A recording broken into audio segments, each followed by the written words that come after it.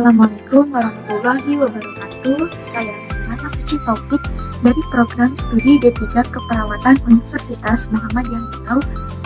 Kali ini kita membahas tentang konsep ASK pada penderita otitis. Nah, jadi teman-teman tahu nggak sih otitis itu? Jadi otitis itu adalah peradangan pada telinga bisa pada bagian dalam, bagian tengah maupun bagian luar yang disertai dengan infeksi. Nah, jadi dalam membuat asuhan keperawatan ada 5 tahap yang penting. Yang pertama ada pengkajian, yang kedua itu diagnosa keperawatan, yang ketiga itu intervensi keperawatan, yang keempat implementasi keperawatan, dan yang kelima yaitu evaluasi. Nah, jadi kita bahas yang pertama yaitu pengkajian. Pengkajian adalah tahap awal pengumpulan data dari berbagai sumber untuk mengidentifikasi kesehatan pasien. Data-data yang perlu kita kaji pada tahap ini itu seperti yang pertama itu identitas pasien, yang kedua riwayat kesehatan pasien, yang ketiga itu pola fungsi kesehatan, dan yang keempat itu pemeriksaan fisik. Nah, data-data untuk pada identitas pasien itu seperti nama, umur, jenis kelamin, alamat pekerjaan, agama, dan diagnosa medisnya. Untuk riwayat kesehatan biasanya kita tanya keluhan pada saat ini. Nah, jadi kita tuh bisa mengecek tanda-tanda vital pasien seperti tensi, suhu, nadi, dan pernapasan, apakah tensi pasien itu tinggi atau rendah dan suhu pasien itu di atas batas normal atau tidak. Jadi kita juga bisa melihat apakah telinga pasien itu berair atau dia ada merasakan nyeri. Kedua, kita kaji riwayat kesehatan sekarang sama seperti keluhan saat ini. Nah, jadi teman-teman biasanya pada penderita otitis ini pasien biasanya mengeluh nyeri pada bagian telinganya, baik itu bisa dalam, tengah maupun luar, dan terkadang ada keluar cairan putih seperti nanah dan itu berbau seperti itu. Nah, selanjutnya kita tanya riwayat kesehatan terdahulu. Apakah pasien itu pernah merasakan nyeri pada bagian telinganya tetapi diabaikan dan dia mungkin dahulu tidak terlalu sakit, tidak terlalu nyeri gitu, dan bisa mendengarkan secara normal, sehingga si pasien itu tidak terlalu peduli dan tidak mau memeriksa telinganya ke rumah sakit. Riwayat kesehatan keluarga, apakah keluarga pasien itu pernah menderita sama seperti yang pasien itu alami sekarang. Untuk yang ketiga itu pola fungsi kesehatan. Nah, untuk pola fungsi kesehatan itu kita bisa mengkaji pola aktivitasnya sehari-hari. Apakah sebelum sakit si pasien itu mandi sendiri, berpakaian sendiri, atau melakukan aktivitas sehari-harinya sendiri. Dan selama sakit, apakah pasien itu masih melakukan semua aktivitas sehari-harinya itu sendiri atau dibantu oleh keluarganya. Selanjutnya kita bisa mengkaji pola tidur dan istirahatnya. Nah, mungkin saja pada penderita otitis ini sebelum mengalami sakit dia itu dapat tidur dengan nyenyak dan nyaman, bisa tidur dan selama 8 jam tidak terganggu pada malam hari, dan kualitas tidurnya itu baik. Nah, setelah itu kita tanyakan juga bagaimana sih pola tidur dan istirahat selama sakit. Bisa jadi selama sakit itu dia tuh bisa tidur kurang dari 5 jam kan, karena dia tuh merasakan nyeri. Dan bahkan dia tuh juga ketergantungan obat supaya nyerinya itu hilang. Selanjutnya kita kaji pola nutrisi metabolisme. Nah, jadi teman-teman pada pola nutrisi metabolisme ini kita bisa menanyakan bagaimana pola makan pasien itu sebelum sakit, apakah 3 kali sehari, 4 kali sehari. Nah, kita kan juga nggak tahu nih, jadi kita tanya berapa kali sehari sih pasien itu makan sebelum sakit, dan bagaimana juga pola minumnya, apakah cukup dari beras normal 8 gelas sehari atau 1-2 liter atau kurang. Nah, kita juga menanyakan pola makan pasien ini selama sakit ini, apakah sama dengan sebelum sakit, berapa kali sehari sih pasien makan selama sakit ini, apakah selera, apakah nafsu makannya itu baik, dan bagaimana juga pola minum pasien ini selama sakit, apakah kurang dari 8 gelas sehari atau 1,2 liter. Setelah itu teman-teman kita tanyakan juga pola eliminasi si pasien. Jadi teman-teman sama kita tanyakan juga bagaimana pola eliminasi pasien itu sebelum sakit dan selama sakit. Berapa kali sih pasien itu buang air besar, buang air kecil sebelum dan selama sakit itu, dan bagaimana warna BAB dan BAK-nya sebelum dan selama sakit itu, dan apakah sebelum sakit itu pasien misalnya BAB-nya itu lunak, encer itu, dan selama sakit itu jadi keras kan, itu juga perlu kita tanyakan kepada si pasien. Selanjutnya kita kaji pola kognitif perseptual. Nah, jadi kita juga menanyakan bagaimana perasaan pasien itu sebelum sakit.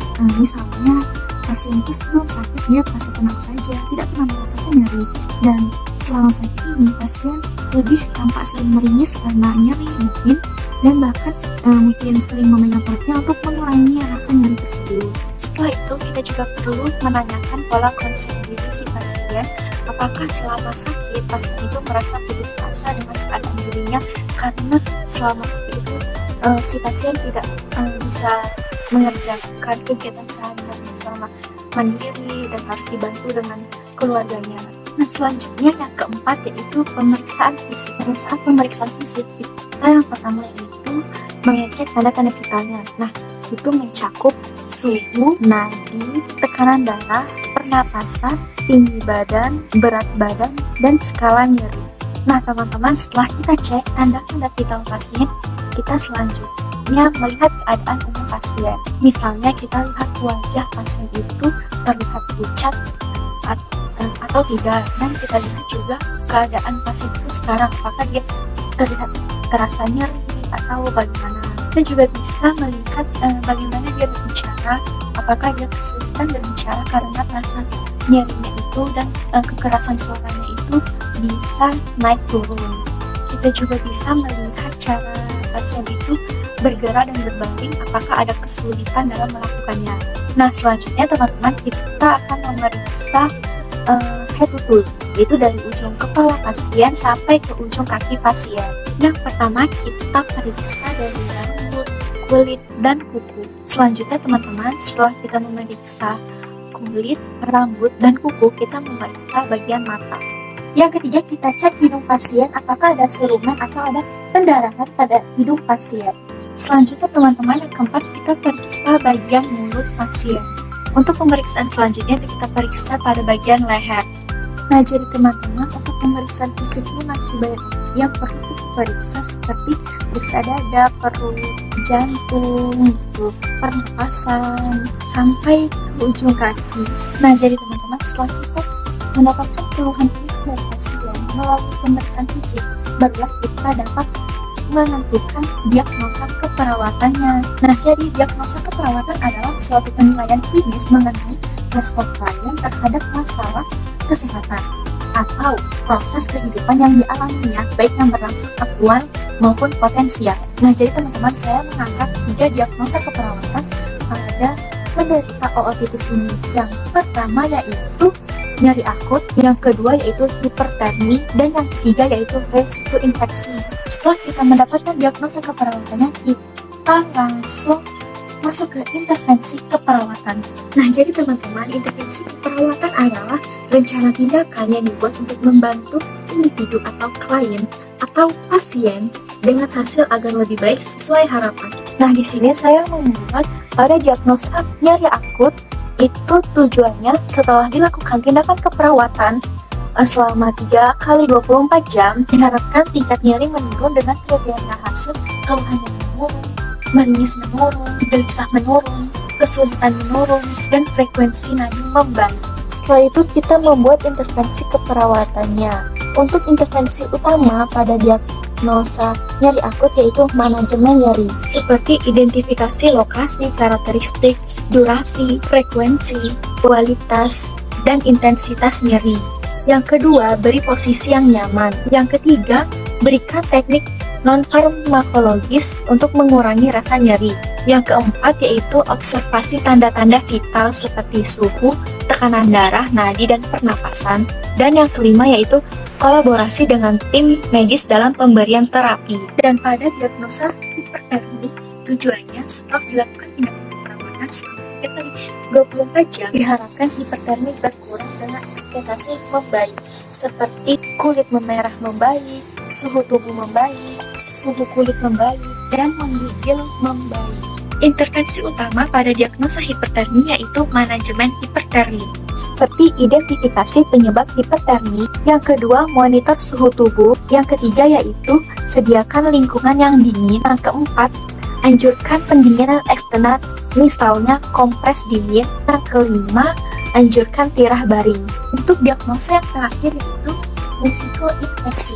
Tujuannya setelah dilakukan perawatan 3 kali 24 jam dinyatakan infeksi tidak terjadi dengan kriteria hasil kemerahan membaik, keluar darah menurun, dan kultur area luka membaik.